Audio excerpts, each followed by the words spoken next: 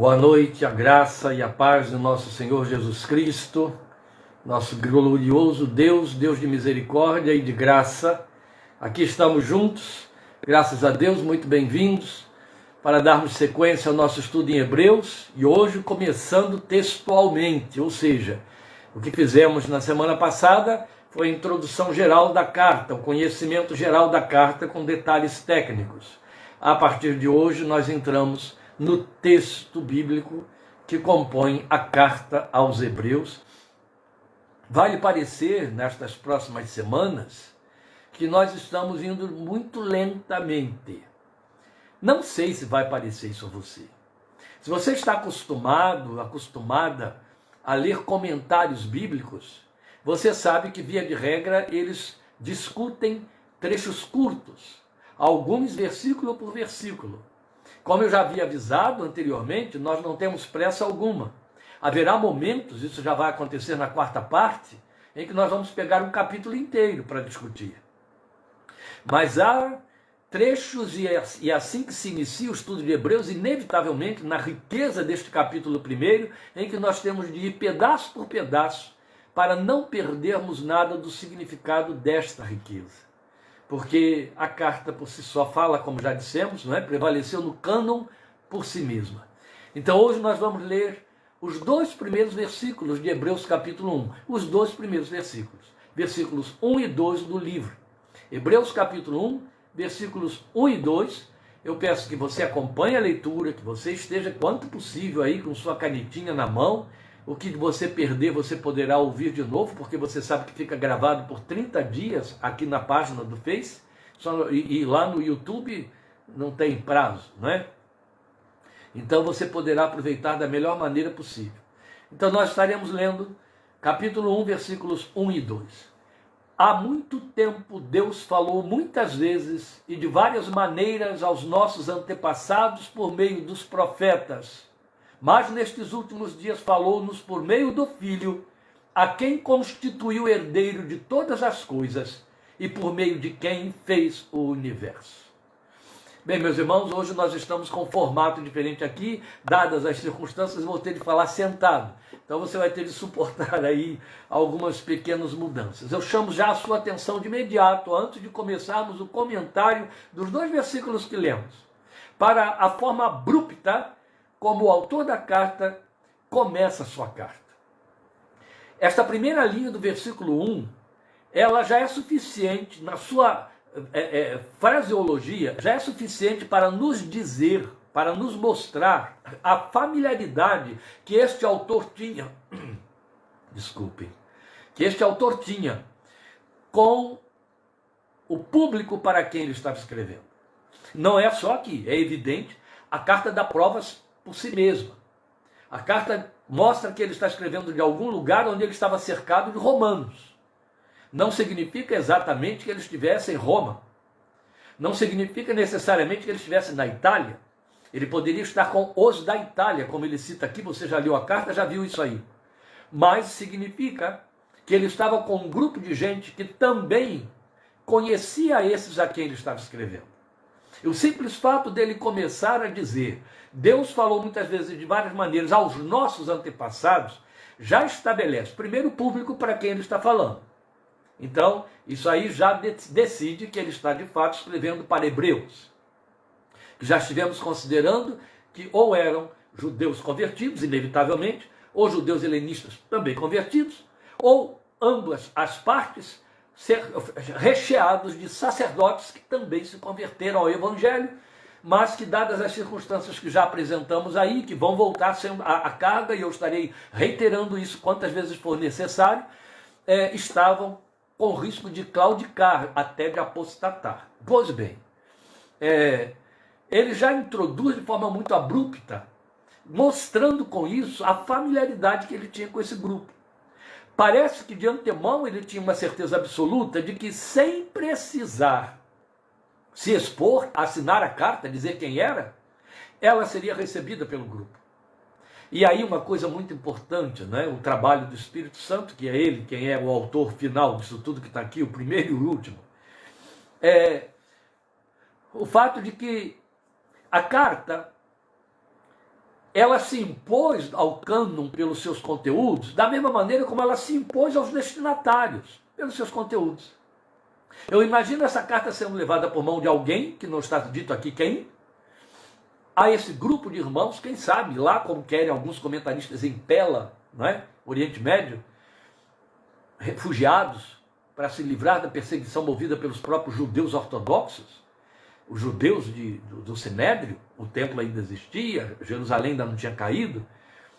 Alguém chega lá com essa carta, e aí um líder, talvez do grupo, ou alguns líderes, começam a ler, e já nem procura mais saber quem é o autor, porque os argumentos começam a falar por si mesmos. Esta é a razão porque nós vamos passo a passo, para que você se dê conta da magnitude e da autoridade com que esse autor escreveu e a certeza com que ele falou, sabendo que aquela gente que o ouviria precisava ouvir o que ele tinha a dizer. Então nós temos aqui já de imediato, como o próprio autor da carta alerta, a mensagem da carta aos Hebreus como uma palavra de exortação. Ele mesmo diz que se trata de uma palavra de exortação, mas é muito importante salientar que exortação, lembrem aqui da nossa introdução, ela significa encorajamento. Ela não é bronca, repreensão, como geralmente se entende. Esta é a razão porque, dadas as muitas exortações que ela tem, né, já dissemos isso, alguns comentaristas pontuam isso, algumas pessoas ficam melindradas quanto a ler a carta, as advertências são assim muito severas. Mas exortação, volto a dizer, não tem o propósito, e jamais ele teria esse propósito, de ser uma bronca, é um encorajamento. Este, na verdade, é o significado da palavra exortar. Porque, na verdade, ela faz parte de uma, ou faz parte, é uma da tríade do compromisso da profecia. Faz parte daquela tríade de compromisso da profecia, que se trata em 1 Coríntios 14:3, Paulo define para nós, de edificar, exortar e consolar. Lembram que Paulo, escrevendo e esclarecendo aos Coríntios quanto aos dons espirituais, ele disse, está em 1 Coríntios 14:3, que a profecia se encarrega disso, a profecia, esse é o corpo da profecia, esse é o compromisso da profecia, edificar, exortar e consolar. E o exortar ali, que alguns por distorção preferem pensar que se trata de dar bronca, significa encorajar. Então seria edificar, encorajar e consolar. Você percebe que consolar precisa ter como reforço um encorajamento e não uma bronca? Aonde que bronca consola? Não faz sentido. Então quando Paulo fala de exortar, ele está falando de encorajamento, o autor de Hebreus de igual maneira. Quando ele diz, recebam, suportem esta carta de exortação, esta palavra de exortação, para mostrar qual é a natureza, o propósito da carta, ele está falando, suportem esta carta de encorajamento, porque para encorajar vocês eu tenho que advertir de todos os perigos, eu tenho que pontuar as coisas negativas. É por isso que parece, no primeiro momento, que se trata de reprovação, de bronca, não é? Mas não é. Então, o propósito desse autor é exatamente o que ele diz aí no capítulo 13, versículo 22. Veja, ele vai repetir isso algumas vezes para poder mostrar que este é o compromisso dele o tempo todo. Então, já para o final da carta, o que é que ele diz aí? Irmãos, eu acabei de citar, 13, 22 que eu estou lendo, peço-lhes que suportem a minha palavra de exortação. Na verdade, o que eu lhes escrevi é pouco. Imagine, uma carta com 13 capítulos, que pode ser dividida em 13 partes, ele chamou de pouco, porque ele sabia que a necessidade era muito maior do que o que ele estava comportando ali para dar para eles. Ele resumiu, não é? Depois você vai ter de novo, em 6:18, e aqui temos um ponto bem significativo e interessante. Ele diz, para que por meio de duas coisas imutáveis, nas quais é impossível que Deus minta, sejamos firmemente encorajados, nós que nos refugiamos nele para tomar posse da esperança a nós proposta. Com isso eu estou mostrando a você que o verbo encorajar ou exortar, ele se repete, e mostrando aí as nuances do seu significado. Sejamos fortemente ou firmemente encorajados, exortados. E indo na mesma linha de Paulo, ele está estimulando os seus leitores a exortarem-se mutuamente todos os dias. É interessante, Paulo diz isso, que nós devemos nos exortar mutuamente. E ele está dizendo a mesma coisa aqui, capítulo 3, né? Daí, ó, mais um dos reforços de que ele poderia ser um discípulo direto de Paulo. Capítulo 3, versículo 13, o autor da carta diz: ao contrário, encorajem-se uns aos outros todos os dias, durante o tempo que se chama hoje, de modo que nenhum de vocês seja endurecido pelo engano do pecado. Encorajem-se, exortem-se, é a mesma significação, mutuamente, todos os dias. Muito interessante, né? Porque isso, encorajar-nos mutuamente todos os dias, depõe. Não é só aqui, tá bom, meus queridos? Nas cartas de Paulo, muito especialmente, mas isso depõe contra nosso modelo de igreja, o modelo de igreja que a modernidade criou. E aí eu me refiro à modernidade que já tem 500 anos, porque não estou nem considerando a idade das trevas, mas eu estou considerando o fato de que, dada uma revelação que nos trouxe a Igreja da Graça, a revelação da graça e a Igreja Proclamadora da Graça, por que ela não consegue cumprir aquele compromisso de se encontrar todos os dias? Daí poder se encorajar todos os dias, porque se encontra todos os dias. Ah, mas os tempos modernos não permitem. Mas esses tempos modernos existem há 500 anos. A igreja já começou com essa desfaçatez. Já começou com esse modelo que ela copiou da igreja medieval, que torna inviável esse espírito de comunhão, de companheirismo e de ministração contínua. Ela já assumiu o caráter de clube. E é evidente, né, que se em algum tempo a igreja teve cara de clube, jamais houve um tempo semelhante ao nosso. Posto isto, é importante nós termos nítida lembrança do público-alvo desta palavra de exortação. Ó, vocês vão perceber, às vezes várias, em que eu vou ter que voltar a esse ponto e vão saber por quê.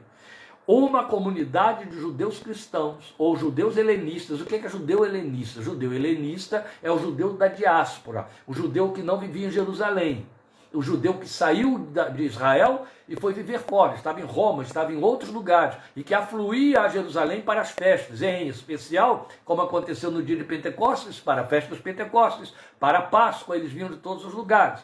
Mas eram helenistas porque eram judeus de fala grega, eles não falavam aramaico, eles falavam grego.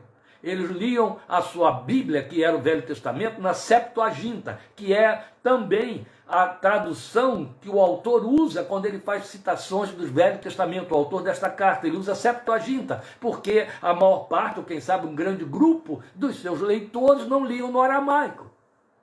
Liam no grego, falavam grego, daí judeus helenistas, judeus de fala grega.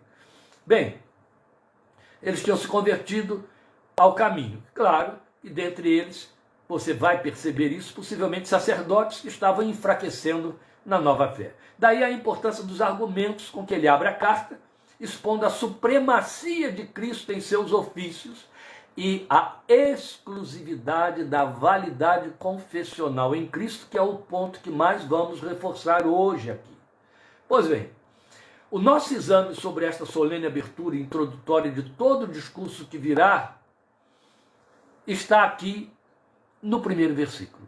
Há muito tempo Deus falou muitas vezes, e de várias maneiras, ou de muitas maneiras, que tem outras versões que repetem o advérbio, e de muitas maneiras aos nossos antepassados, por meio dos profetas. Nós vamos começar justamente aí. Há muito tempo, Deus falou muitas vezes e de várias maneiras aos nossos antepassados por meio dos profetas. Só havia antepassados para judeus, aos quais Deus falou por meio dos profetas.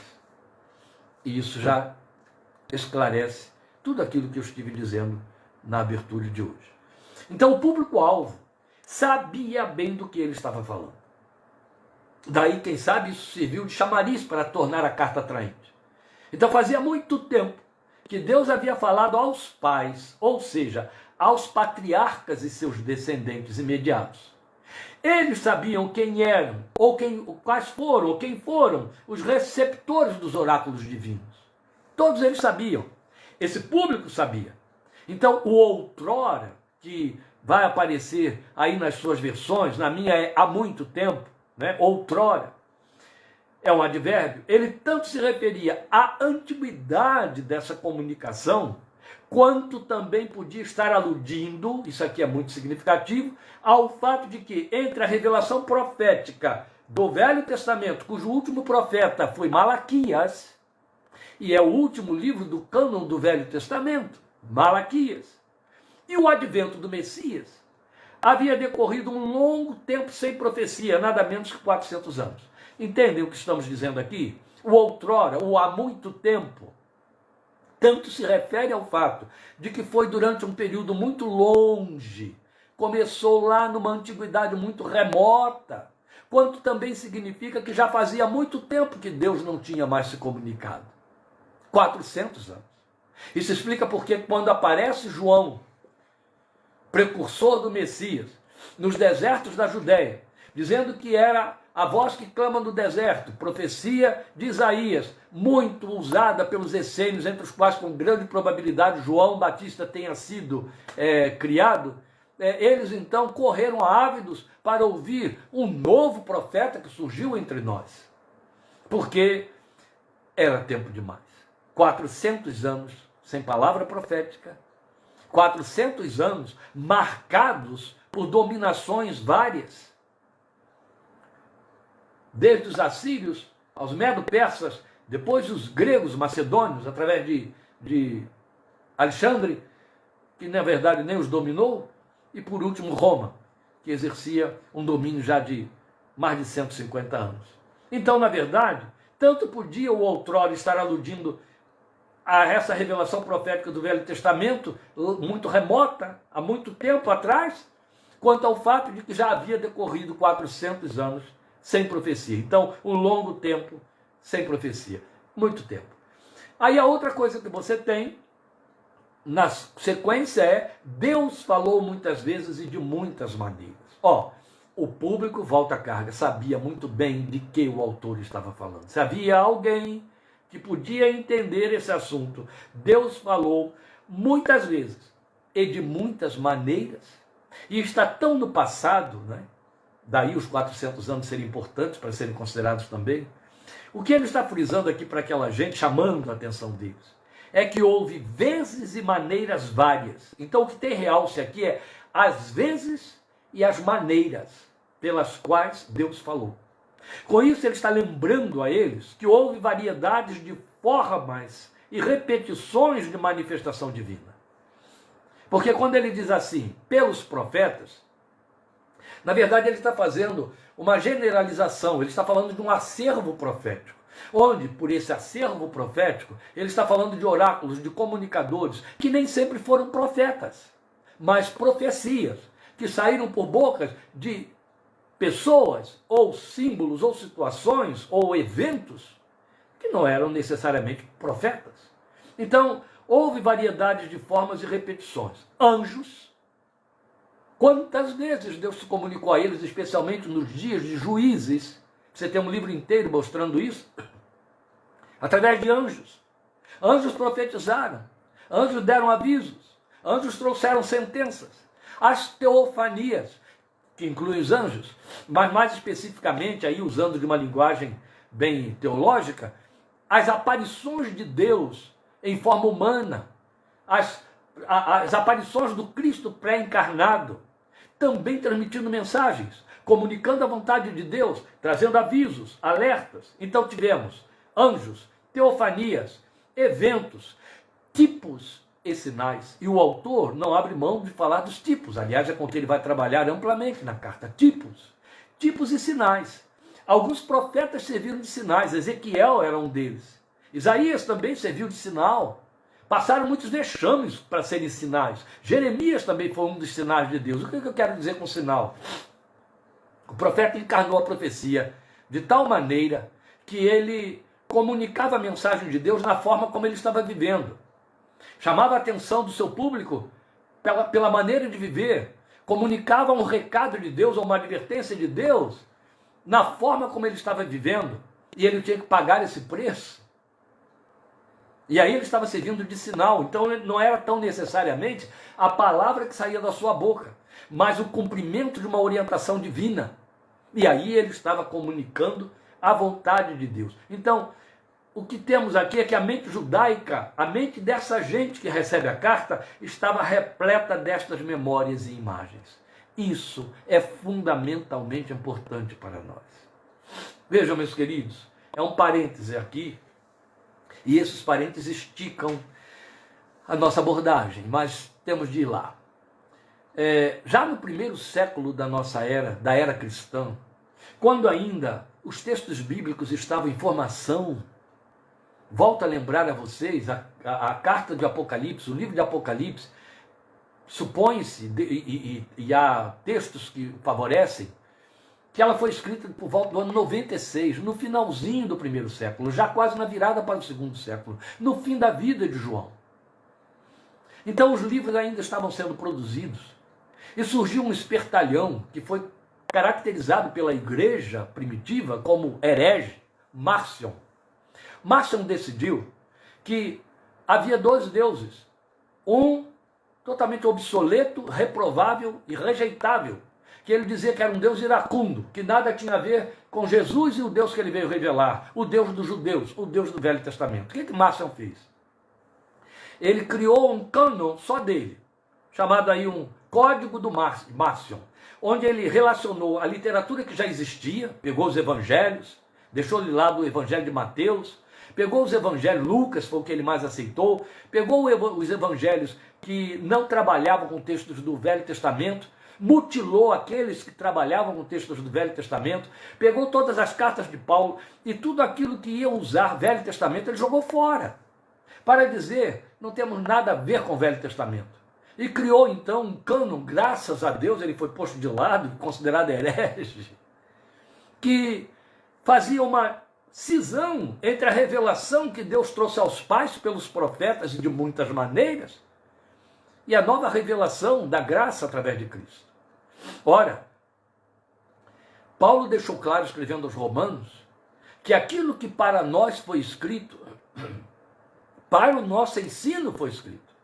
Não há fé cristã, não há confissão cristã genuína, verdadeira, alicerçada, cristocêntrica, sem Velho Testamento. O crente que conhece pouco ou nada do Velho Testamento está capenga, tropeça em tudo. Por isso, lembram, quando tivemos que preparar os irmãos para estudar Hebreus, eu disse, vão ler Levítico, pelo menos Levítico. Mas é evidente que o autor vai trabalhar com Salmos, Deuteronômio, Isaías, Jeremias, Abacuque, ele trabalha com o Velho Testamento. A revelação de Paulo está eivada de Velho Testamento. O Novo Testamento é o cumprimento de toda a revelação que Deus se preocupou em passar para preparar o mundo e o seu povo ao longo de séculos, por mais de 1 milênio e meio. Ele fez isso. Não se poderia nunca abrir mão da revelação que está lá. Não pode haver essa dicotomia. Não pode haver uma confissão que despreze o Velho Testamento dizendo, não, lá está um Deus que nada tem a ver com esse Deus bondoso e gracioso do Novo Testamento. É isso que o autor de Hebreus traz à memória dos seus leitores, quando ele diz, horrível coisa cair nas mãos do Deus vivo, para mostrar que ele continua sendo o mesmo Deus. Mas agora há um intermediário, Cristo Jesus. A graça que ele ofereceu para que tivéssemos acesso, porque do contrário, como o autor diz no capítulo 12, ninguém teria acesso à presença de Deus, como a lei atrapalhou isso, impedia isso. Paulo trabalhou bastante isso, escrevendo aos Gálatas, vocês viram, estudaram comigo. Aí a importância, né, meus amados, de estarmos caminhando juntos. Porque antes de estudarmos Hebreus, eu preparei os irmãos com o estudo da carta aos Gálatas. Recomendo àqueles que estão interessados em estudar Hebreus, que vão lá no YouTube e peguem todos os estudos de Minuta da Fé anteriores a este aqui, que foram até julho, e ouçam tudo, para que você possa estar melhor preparado para o estudo da carta aos Hebreus. Fecha parênteses, e aqui vamos continuar. Pois bem, ele está mostrando para nós que aqueles irmãos conheciam os atos preparatórios do plano redentor de Deus que se revelariam no Messias. Esta é a razão porque temos de conhecer esse background da revelação que é o Velho Testamento.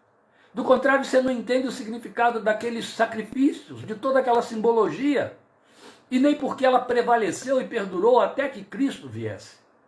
Pois bem, a outra coisa que ele está mostrando para nós é que Deus usou profetas. Então, além de ele ter usado muitas formas, as muitas maneiras, como ele diz aqui, ele usou profetas. Então, um ponto importante a considerar: profetas e profecias. Eu estou fazendo praticamente uma repetição do que eu disse ainda há pouco, mas é reforço. Profetas e profecias. Porque houve profetas que não prevaleceram como profetas.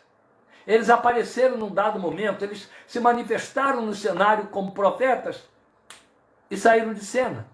Entre eles destaca-se Balaão, que foi inclusive apontado depois como falso profeta.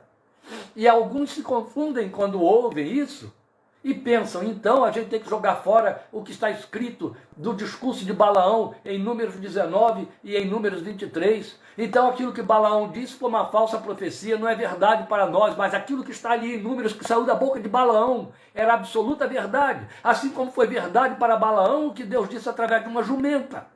Se Deus podia jogar uma palavra através de uma jumenta, por que não poderia falar através de um homem que se vendeu e se revelou falso profeta? Do contrário, não é assim?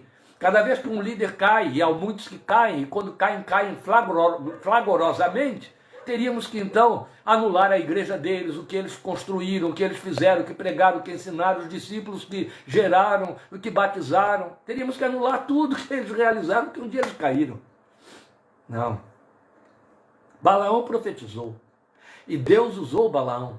Uma das mais belas profecias do Velho Testamento saiu pela boca de Balaão, quando ele olha o povo de Israel acampado na planície e está lá Balaque dizendo a ele, amaldiçoa Balaque, amaldiçoa esse povo, e ele não consegue. Ele tenta, mas não consegue. Ele estava comprado por Balaque, ele estava sendo um mercenário, mas não consegue amaldiçoar. Então olha o povo e diz: não posso amaldiçoar aquilo que Deus abençoou.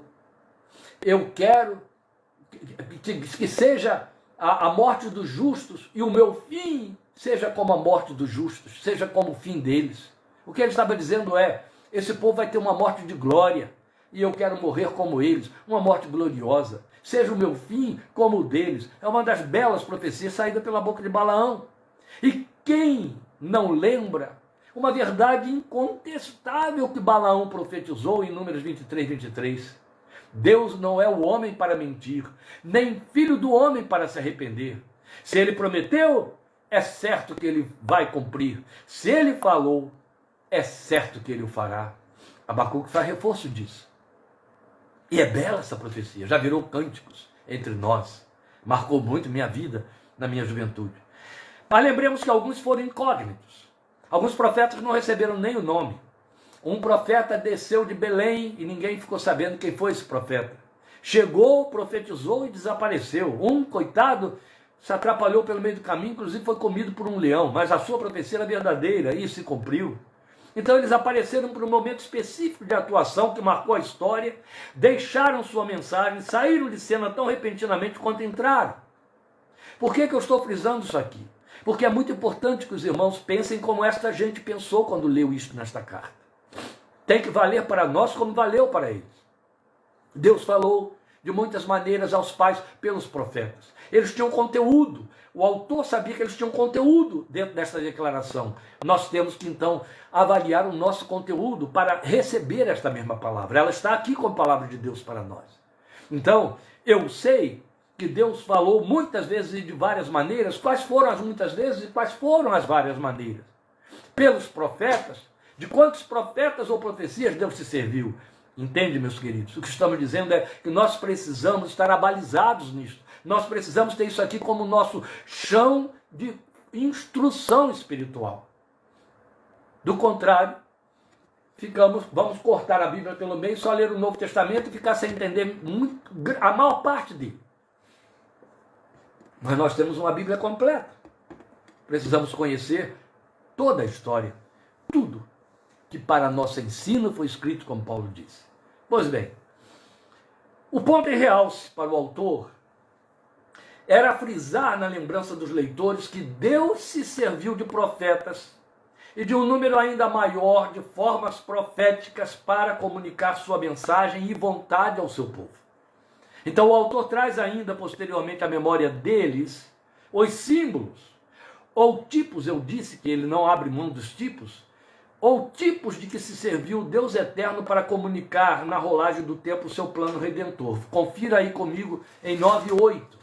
Ele vai trazer essa memória deles e chegaremos lá no momento devido. Vamos examinar esses textos. Mas agora só para reforço. 9:8. Dessa forma, ele está dizendo, o Espírito Santo estava mostrando que ainda não havia sido manifestado o caminho para o lugar santíssimo enquanto permanecia o primeiro tabernáculo. Ele está trabalhando com os símbolos, com os tipos de que Deus se serviu para comunicar a sua vontade. Depois vem aqui para 8, versículos 3-5, leia comigo. Todo sumo sacerdote é constituído para apresentar ofertas e sacrifícios, e por isso era necessário que também este tivesse algo a oferecer. Se ele estivesse na terra, nem seria sumo sacerdote, visto que já existem aqueles que apresentam as ofertas prescritas pela lei. Eles servem num santuário que é cópia e sombra daquele que está nos céus, já que Moisés foi avisado quando estava para construir o tabernáculo. Tenha o cuidado de fazer tudo segundo o modelo que lhe foi mostrado no monte. Que lindo, não é? Ele está dizendo que tudo aquilo, aquelas construções, aqueles detalhes, aquelas medições, altura, largura, cores das cortinas, a dispensação dos altares, a disposição desses altares, a liturgia sacerdotal, os paramentos, as vestes, ele está dizendo, todas estas coisas são cópia e sombra daquilo que está nos céus, porque foi dito a Moisés que ele construísse o tabernáculo para fazer segundo o modelo que lhe foi mostrado no monte. Deus fazia questão de coreografar, Deus estava fazendo o seu audiovisual para comunicar o plano da redenção que levaria séculos para que o povo fosse percebendo. Depois ainda, como reforço final, em 9:24, vamos lá. Pois Cristo não entrou em santuário feito por homens, uma simples representação do verdadeiro. O santuário feito por homens era uma simples representação do verdadeiro. Ele entrou nos céus para agora se apresentar diante de Deus em nosso favor. Então é muito bonito você perceber que ele enfatiza na cabeça dos seus leitores que Deus se serviu de tipos e símbolos em todo o tempo. Aliás, então quando ele vai mergulhar aí para discutir o sacerdócio, isso vem à luz com toda a força, com todo o ímpeto. Mas nós vamos voltar a esses textos no tempo devido, é evidente, quando chegarmos lá, né? Então, por que põe isto? Ele põe isto em realce na abertura da sua comunicação. Exatamente para acentuar que todo aquele longo cenário constituído de fatos históricos e calcado na história com profecias e seu cumprimento, porque não é só o fato de que havia profecia, mas teve o cumprimento delas também, tudo aquilo era precursor de uma comunicação última e definitiva, que em teologia chamamos de revelação especial de Deus, Cristo, a palavra encarnada, o Verbo, a voz última de Deus aos homens e mais, a única a ser ouvida doravante, daqui em diante, por ser o cumprimento e ser também a súmula, o resumo de tudo o que anteriormente veio sendo dito. Jesus é o resumo de tudo que custou 1 milênio e meio de revelação simbólica e proclamada. É de que trata o versículo 2. Mas nestes últimos dias nos tem falado através do Filho, ou falou-nos, como diz a minha versão, por meio do Filho. Nestes últimos dias nos falou por meio do Filho. Percebe o contraste que ele está estabelecendo? Ele fala de várias maneiras e muitas vezes e sintetiza numa só pessoa. Nestes últimos dias, lá na antiguidade e ao longo dela, falou de muitas maneiras aos pais através dos profetas, várias vezes. Nestes últimos dias nos falou através do Filho. Vamos ver que posicionamento é este que ele está estabelecendo aí. Primeiro ele está dizendo, nos tem falado, falou-nos. Se ele estivesse escrevendo como o copista do que Jesus dizia, quem andou assistindo por aí aquela série Chosen, que fala do ministério de Jesus de uma forma representacional, vai ver ali um Mateus que ficava com um caderninho de anotações, um Mateus autista, bem interessante, ficava com um caderninho de anotações, pontuando tudo que acontecia e que Jesus dizia. Se fosse este o propósito do autor, se ele estivesse sendo contemporâneo de Jesus nos seus dias, fazendo apontamento, esta colocação nos tem falado, significa que ele está falando nestes dias. E aí para nós, isso teria se encerrado há 2.000 anos. Não é isso que ele está dizendo. Começa aqui, nem ele e nem aqueles para quem ele estava escrevendo eram contemporâneos de Jesus. Ele está escrevendo para discípulos de discípulos muitas dezenas de anos depois. Com absoluta certeza, nem ele e nenhum dos seus leitores viu Jesus ou esteve com ele. Então vamos pensar no lugar que ocupa esse nos tem falado nestes últimos dias. Primeiro nós vamos ver o destaque para a identidade. O Filho nos tem falado nestes últimos dias por meio do Filho. Aqui mais uma vez nós temos um ponto em realce, já que estamos ouvindo esse homem escrever para pessoas que não ouviram. Nos evangelhos, Jesus se destaca como a verdade, a palavra encarnada, ou como diz João, no prólogo do seu evangelho, o verbo que se fez carne, então a palavra encarnada, ou o som da voz divina. É isso. Aqui está em foco sua autoridade. Há um contraste, então, abissal, intransponível entre esta forma agora de Deus falar e todas aquelas que ele lembrou a eles. Lá, Deus se serviu de pessoas falhas que receberam autoridade instantânea, imediata e passageira para fazer registro da sua revelação. Agora ele está se servindo de alguém que tem autoridade divina absoluta e inesgotável. Quando ele diz assim, nos falou através do Filho, a ênfase para o Filho é para mostrar essa autoridade, ou seja, o seu lugar de identidade com o Pai.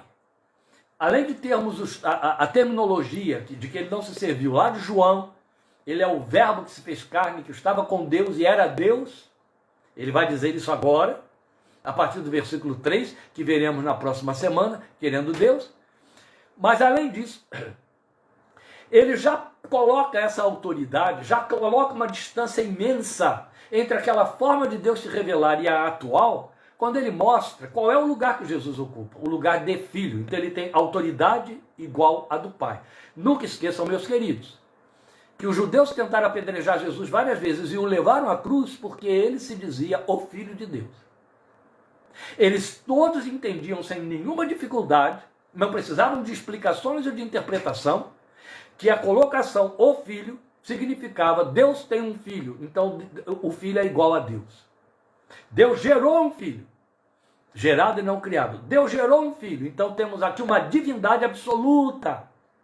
É por isso que é bonito quando você vê alguém tentando colocar, não com essa intenção, mas acabou não deixando de ser uma armadilha, Jesus e isso, ninguém conseguia isso, mas assim, Jesus de calça justa, quando fala para ele, mestre, você certamente é bom. E aí Jesus diz para ele, ninguém faz essas coisas, você certamente é bom para ter feito essas coisas, você é bom. E aí Jesus diz, só um é bom, e esse é Deus. Ou o rapaz então recuava e dizia, então você não é bom, ou teria de assumir, então você é Deus.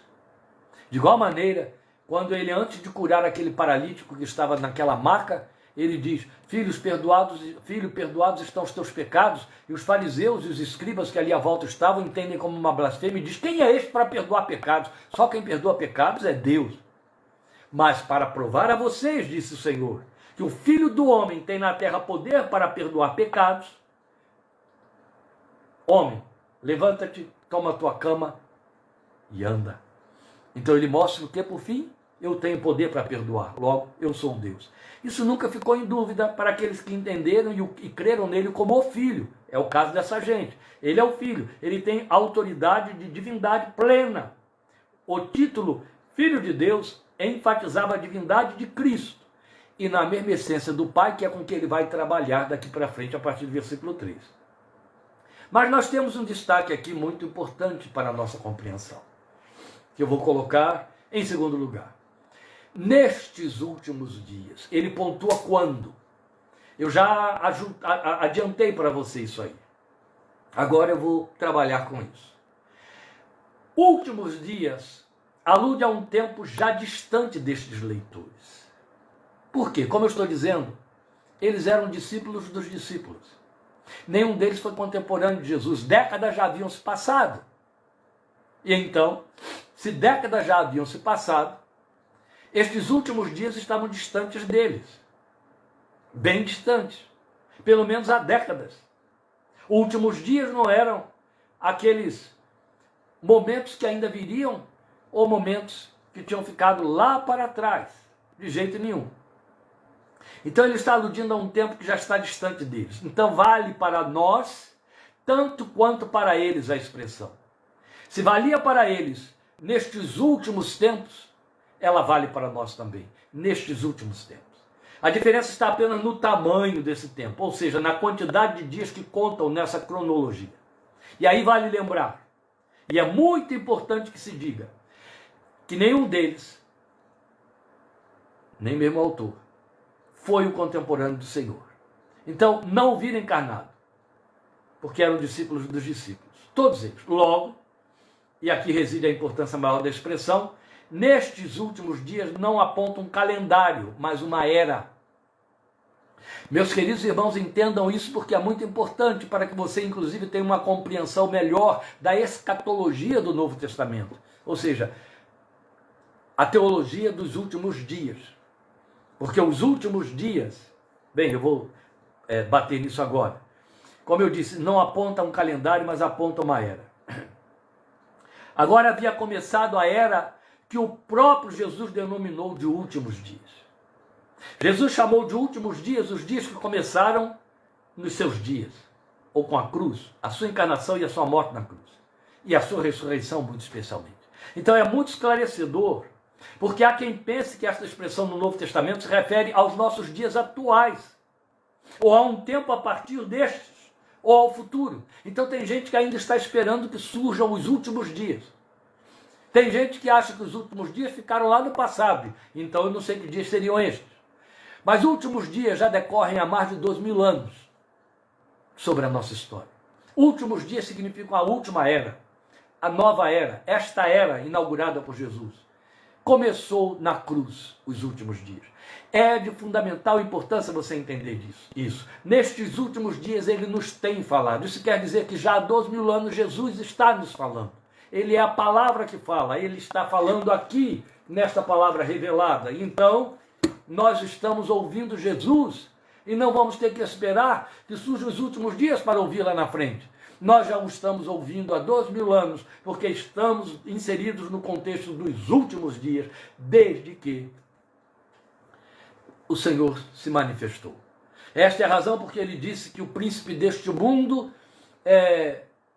estava chegando e não tinha nada a ver com ele, porque estava se manifestando nos últimos dias. O outro ponto sumamente importante, é o terceiro ponto que eu estou expondo aí agora para os irmãos. A expressão falou-nos por meio do Filho, ela tem um lugar mais amplo de significados. Então vamos a eles. Primeiramente, como eu já disse, contrasta com as várias formas e as várias vezes e por meio dos profetas. Contrasta com este conjunto de fraseologia de que ele se serviu para apontar a revelação passada. Então agora a voz ficou sintetizada numa única mensagem conhecida como a verdade, ou a palavra, ou o logos, o verbo que se fez carne. Então aí está o contraste. Depois, falou-nos, falou a quem? Tem falado a nós nestes últimos dias. Ora, essa é uma expressão inclusiva. Esse pronome que está aí, o nos, esse pronome oblíquo, falou-nos, falou a nós, ele se refere à igreja e à humanidade em geral. Por quê? Porque a partir dos últimos dias, Deus não foi mais usar os profetas, mas o Filho. E só ele tem usado para falar ao mundo e à igreja. À igreja e ao mundo. A quem ele tem falado através do Filho? A mim e a você e aos que estão neste mundo. Ele nos tem falado através da palavra revelada que a igreja proclama. E ele continua falando. Cada vez que ela é pregada, cada vez que ela é ensinada, cada vez que ela é lida, cada vez que ela é meditada, ele está falando. Cada vez que nós o proclamamos, ele está falando.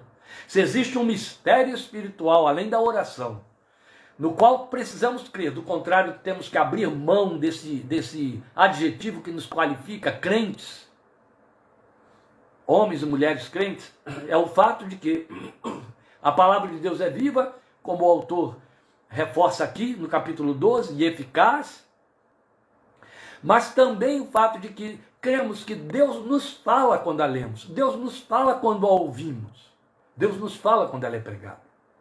Se nós a lemos no Velho Testamento, ainda Deus está nos falando através de Jesus, porque ele está lá, todo revelado no Velho Testamento. Aliás, tudo que você lê lá, você tem que fazer a reposição, o parâmetro, a direção que o texto aponta para a consumação, que é Jesus, que é a revelação da graça. Quando você lê o Novo Testamento, você está ouvindo a viva voz do Senhor Jesus falando comigo e com você. Este é um dos mistérios que cumpre-se sobre a nossa fé e confissão. Que nós lemos uma palavra que é viva através da qual Deus fala conosco. Então, Deus falou-nos. E ele põe o falou-nos, parecendo que é passado. Não. Esta é uma tradução infeliz, falou-nos, o verbo colocado no pretérito perfeito, porque no português, como em outras línguas, nós não temos uma tradução melhor para o verbo que só existe no grego, de que se serviu o autor. Quando ele diz, Deus nos falou nestes últimos dias através do Filho, não quer dizer, por isso é que você precisa entender que não se trata de últimos dias que ficou lá para trás, ficou para eles, ou ficou encerrado no Novo Testamento. Não, ele está nos falando através do Novo Testamento e esses são os nossos últimos dias.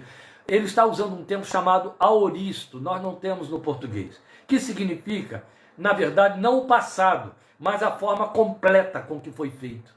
Entende? Deus falou decididamente, Deus falou decisivamente, Deus falou de forma completa, é isso. Por isso que o aoristo, ele só dá pretérito perfeito para nós do português. Os tradutores não têm outro recurso, e aí eles têm que botar no pretérito perfeito. Mas na verdade, quando ele diz, Deus nos falou nesses últimos dias por meio do Filho, forçando um pouquinho, perdoe, o entendimento,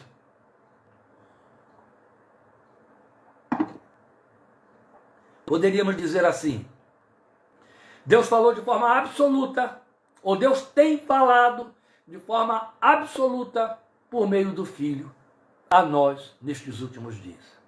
Deus tem falado de forma completa a nós nestes últimos dias por meio do Filho. Então é muito importante isso. Então a voz, o falou-nos é uma expressão inclusiva e vai significar que ele tem falado através ou por meio do Filho. Jesus é o verbo da comunicação de Deus aos homens. Ou seja, ninguém virá ao conhecimento de Deus fora da pessoa de Jesus.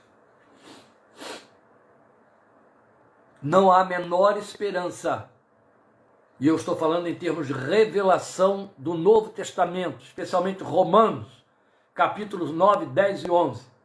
Não há a menor esperança de um judeu, de um muçulmano, de um hinduísta, de um confessor de qualquer outra religião ou seita vir a conhecer Deus, senão por meio de Jesus. Vai conhecer a letra, vai conhecer o livro de sabedoria, vai conhecer a história dos judeus, mas não se chegará a Deus. Não nos termos em que o autor de Hebreus põe para nós, que é a revelação da graça. Por meio dele, nos chegamos a Deus. Entramos em intimidade com Deus. somos feitos filhos de Deus. Esta forma de intimismo, de aproximação, de entrada eterna na presença de Deus, só pode acontecer através de Jesus. Só ouvindo Jesus, só conhecendo Jesus. Ele é a verdade. Eu me lembro de um crente me perguntar, depois de anos de evangelho, infelizmente deve ter sido muito mal discipulado, chegar para mim e dizer, mas não pode haver uma outra verdade senão Jesus? Só Jesus tem a verdade, só Jesus é a verdade, sim. Só Ele. Não há uma meia verdade que chegue perto e jamais haverá uma maior verdade que supere. Ele é a verdade. Logo, Ele é a única verdade. Ele é o único meio, a única expressão de conhecimento de Deus. Por isso, Ele é a única forma de sermos salvos. Daí Pedro, com autoridade em Jerusalém, ter dito para aqueles judeus todos que estavam lá, helenistas ou não, e em nenhum outro há salvação, porque debaixo do céu nenhum outro nome foi dado aos homens, a não ser o nome de nosso Senhor Jesus Cristo, pelo qual podemos ser salvos. Aleluia. Não há nenhum outro, e em nenhum outro há salvação. Isto significa exclusividade ímpar e inegociável do veículo e da mensagem. Isto significa que Deus nunca mais se comunicará por outra forma ou via. Grava isso, meu amado. Tudo que o homem tem de ouvir e saber de Deus terá de ser ouvindo Cristo. Ele é a última comunicação e única forma de Deus se fazer ouvir. Porque todas as anteriores traziam para cá. Todas as anteriores traziam para Cristo. Uma vez que Ele está aqui, Ele cumpre. Então já não precisamos mais ouvir e depender com exclusividade das anteriores. Não estou dizendo que nós as desprezamos ou dispensamos. Estamos dizendo que elas não podem ser únicas e nem exclusivas. Elas todas fazem um meio caminho. Paulo chamou de aio, a lei, para se referir a toda a revelação do Velho Testamento, chamou de aio que nos leva para Cristo. Agora, uma vez em Cristo, não precisamos mais do aio, é o que ele está dizendo para nós. Então ele é a síntese. Isto tem relevância maior quando nós situamos o registro nos evangelhos do evento da transfiguração do Senhor no monte. Eu tenho esse registro, nós temos nos 3 evangelhos, mas nós vamos ler nos 4 evangelhos. Vamos lê-lo em Lucas, que eu acho que é o registro mais nítido, com mais detalhes para o nosso conhecimento. Lucas capítulo 9, versículos 28 a 36. Me acompanhe na leitura, porque é importante o que nós vamos frisar aqui, embora não seja novidade para a maioria de vocês. Veja, a partir do versículo 28, aproximadamente 8 dias depois de dizer essas coisas, Lucas 9, 28 em diante, aproximadamente 8 dias depois de dizer essas coisas, Jesus tomou consigo a Pedro, João e Tiago e subiu a um monte para orar. Enquanto orava, a aparência de seu rosto se transformou e suas roupas ficaram alvas e resplandecentes como o brilho de um relâmpago. Surgiram 2 homens que começaram a conversar com Jesus. Eu gosto do texto de Lucas porque ele coloca 2 homens. Não diz 2 personagens, 2 figuras. 2 homens. Eram Moisés e Elias. Apareceram em glorioso esplendor e falavam sobre a partida de Jesus que estava para se cumprir em Jerusalém. Pedro e seus companheiros estavam dominados pelo sono. Acordando subitamente, viram a glória de Jesus e os 2 homens que estavam com ele. Quando estes iam se retirando, Pedro disse a Jesus: Mestre, é bom estarmos aqui.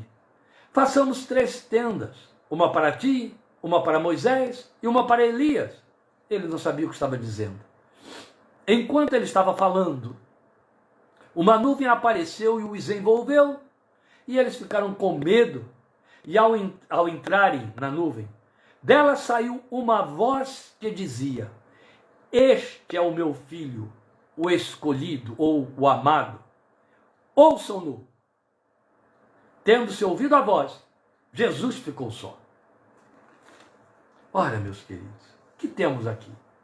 O que Deus disse ali era muito significativo, porque quem apareceu conversando com Jesus no monte E aí se tornaram três personagens contemplados por Pedro, Tiago e João. Jesus, tacitamente, textualmente, Lucas afirma, dois homens, e esses dois homens eram Moisés e Elias. Ele não estava dizendo dois homens, um se chamava Moisés e o outro se chamava Elias. Ele estava dizendo dois homens e eram especificamente Moisés, o Moisés da revelação messiânica, da revelação do Velho Testamento, e Elias, o profeta de cujo caráter Jesus se revestiu, ou João Batista se revestiu, melhor dizendo, João Batista. Eram Moisés, aquele que vocês conhecem, Elias, aquele que vocês também conhecem.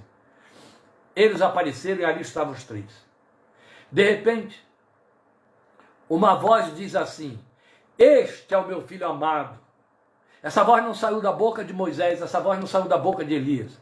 Essa voz saiu do céu, do meio da nuvem que os envolveu a todos. Este é o meu filho amado, ouçam-no. Ou como dizem as antigas traduções, este é o meu filho amado, a ele ouvi. E aí tudo cessou, e eles não viram a mais ninguém a não ser o filho amado, o único que agora que podiam ouvir.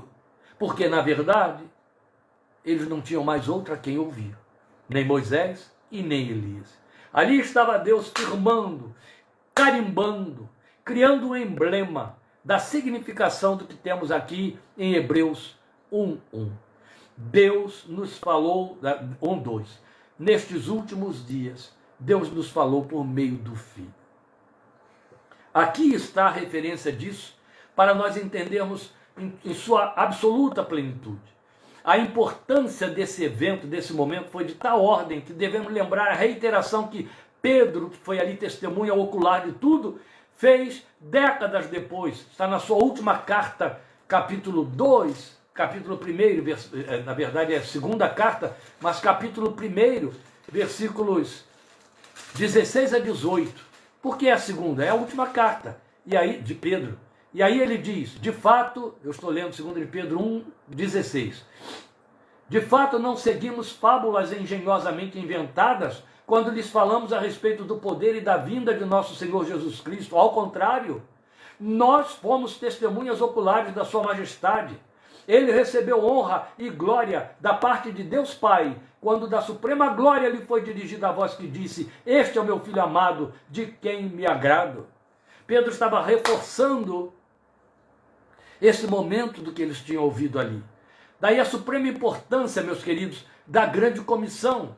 Porque o que nós temos aqui? O que nós temos é que Moisés e Elias eram a representação de todo o acervo profético de que Deus se serviu.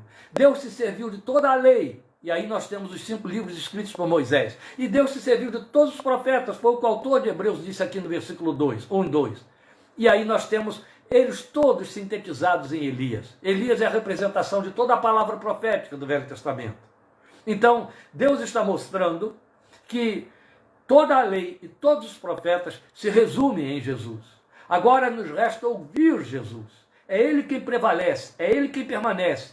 Todos os outros passam. Então a suprema importância da grande comissão, indo, façam discípulos de todas as nações. Por quê? Para que aprendam dele, que é manso e humilde de coração. Como que as pessoas vão se chegar a Deus se não conhecerem Jesus? Ele é a única via. Como as pessoas vão conhecer a palavra de Deus se não conhecerem a palavra de Deus através de Jesus? É a única voz, é o único verbo. E por aí vai. Portanto, o propósito do autor a seus leitores imediatos tem tudo a ver conosco. Tudo o que precisamos saber e conhecer de Deus. A sua vontade, seu plano, sua glória, sua majestade, só o saberemos em Jesus.